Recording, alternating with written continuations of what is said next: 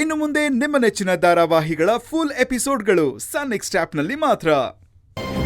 ನೀನು ನಾನು ಒಂದೇ. ನೀನು ಲೋಕದ ಕಳ್ಳ, ನಾನು ಕಾಸಿನ ಕಳ್ಳ. ನೀನು ಓದಿರೋ ಕಳ್ಳ, ನಾನು ಓದಿರೋ ಕಳ್ಳ. ಅಷ್ಟೇ ತಾನೆ?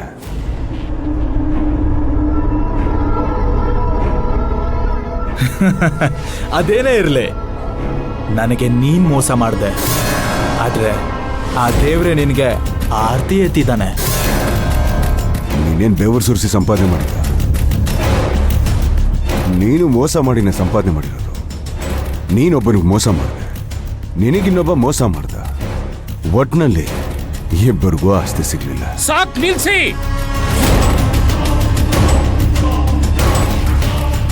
ದಡ್ಡ ಶಿಖಾಮಣಿಗಳ ನಾಚಿಕೆ ಆಗಲ್ವಾ ನಿಮಗೆ?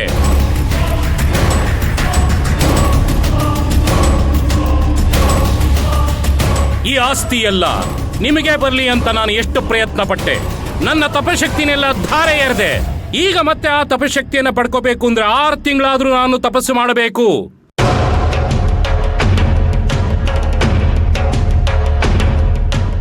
ಎಲ್ಲ ವ್ಯರ್ಥ ಮಾಡ್ಬಿಟ್ರಿ.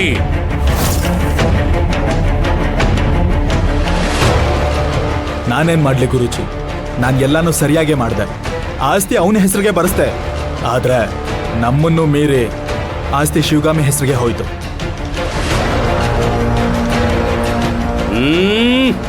ನೀನೇನೋ ಎಲ್ಲ ಸರಿಯಾಗೇ ಮಾಡಿದೆ, ಆದ್ರೆ ಮಧ್ಯದಲ್ಲಿ ಆ ಶಾಂಭವಿ ಆತ್ಮ ಬಂದು ಎಲ್ಲ ಕೆಡಿಸ್ಬಿಡ್ತು.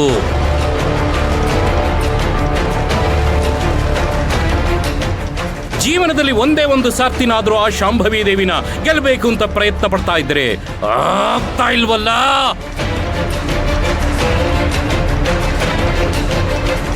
ಇದು ನಿಮ್ಮ ಸೋಲಲ್ಲ, ನನ್ನ ಸೋಲು. ನಾನು ಕಳ್ಕೊಂಡಿರೋ ಶಕ್ತಿನ ಮತ್ತೆ ಪಡೆದು ಬರ್ತೀನಿ. ಜೀವಮಾನದಲ್ಲಿ ಒಂದೇ ಒಂದು ಸಾರ್ತಿನಾದ್ರೂ ಆ ಶಾಂಭವಿ ದೇವಿನ ಗೆದ್ದೇ ಗೆಲ್ತೀನಿ.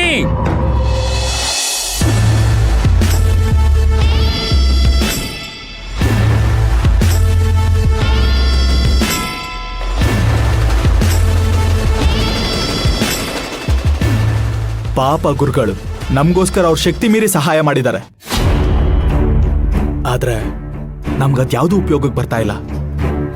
ಹಾಗೆ ಹೇಳಕ್ಕಾಗಲ್ವಲ್ಲ. ಒಂದ್ಸಲ ಶಿವಗಾಮಿ ಹೋಟೆಲ್ ಹುಡ್ತಾ ಇದ್ದ ಶಾಂಭವಿನ ನಾಶ ಮಾಡಿದ್ವಲ್ಲ,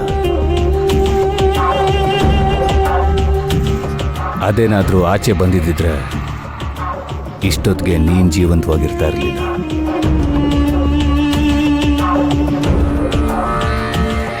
ಹೌದಲ್ವಾ? ದೇವ್ರನ್ನೇ ಗರ್ಭಗುಡಿಲಿ ಕಟ್ಟಾಕಿ ಅವ್ರ ಕಣ್ಮುಂದಿನೇ ಒಂದು ಕೊಲೆ ಮಾಡಿ ಒಂದು ಭ್ರೂಣ ಹತ್ಯೆ ಮಾಡಿದ್ದೀವಿ. ಆದರೆ ಈ ಸರಿ ಮಿಸ್ ಆಗೋಯ್ತು. ಇಬ್ರು ಎಡವು ಬಿಟ್ವಿ. ಅಲ್ಲ, ನಮ್ಗೆ ಹೀಗೆಲ್ಲ ಆಗ್ತಿದೆ ಅಂತಂದ್ರೆ ಆ ಭೈರವನ್ ಗತಿ ಏನು?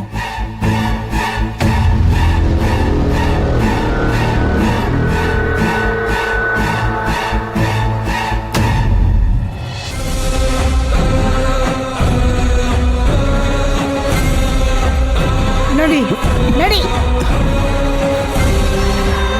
ಏನ್ ನೋಡ್ತಾ ಇದ್ಯಾ? ಹೋಗೋ.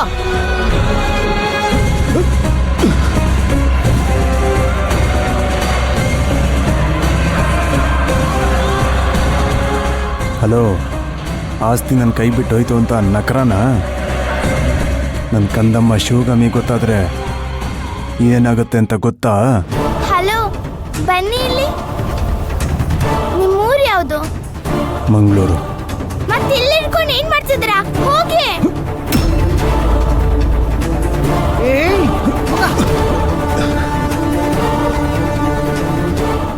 ಏನ್ ನೋಡ್ತಿದ್ಯೋ? ಹೋಗೋ.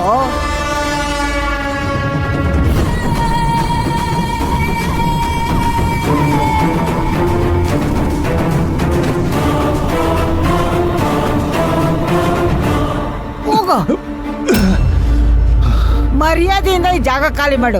ಇನ್ನೊಂದ್ಸರ್ತಿ ಇಲ್ಲೇನಾದ್ರು ಕಂಡ್ರೆ ಕಣ್ ಕಿತ್ತಾಕ್ಬಿಡ್ತೀನಿ.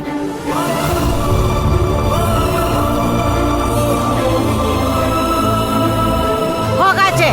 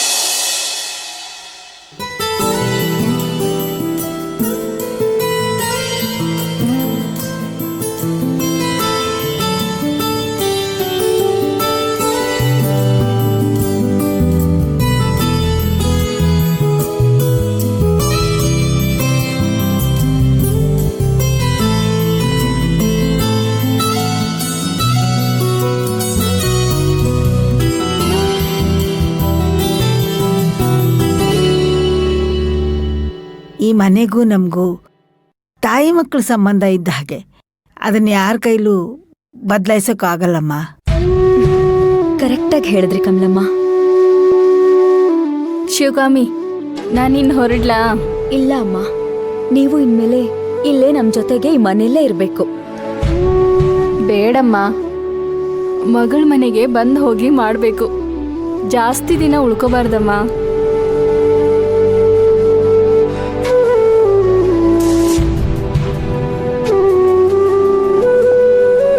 ಅದು ಅಲ್ಲದೆ ಊರಲ್ಲಿ ನನ್ನ ಮಗ ಒಂಟಿಯಾಗಿ ಹೋಗ್ತಾನೆ. ನಾನಿಲ್ಲ ಅಂದ್ರೆ ಬೀದಿ ಪಾಲಾಗಿ ಹೋಗ್ತಾನೆ.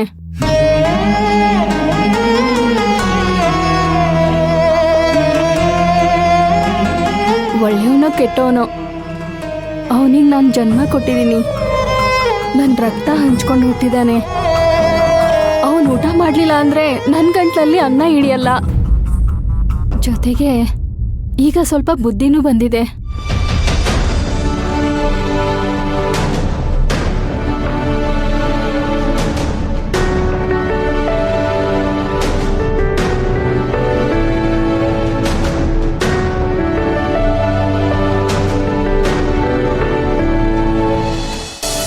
ಇದೇ ಬಿಸಿಗೆ ಅವನ್ನ ಬದಲಾಯಿಸ್ಬೇಕು.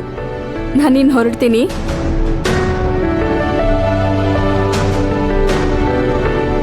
ಅಮ್ಮ, ಅಲ್ಲಿ ತಲುಪದ್ಮೇಲೆ ಯಾವಾಗ್ಲೂ ಫೋನ್ ಮಾಡ್ತಾನೆ ಇರಿ. ಅವಾಗವಾಗ ಮನೆಗೆ ಬಂದು ಹೋಗ್ತಾ ಇರಿ.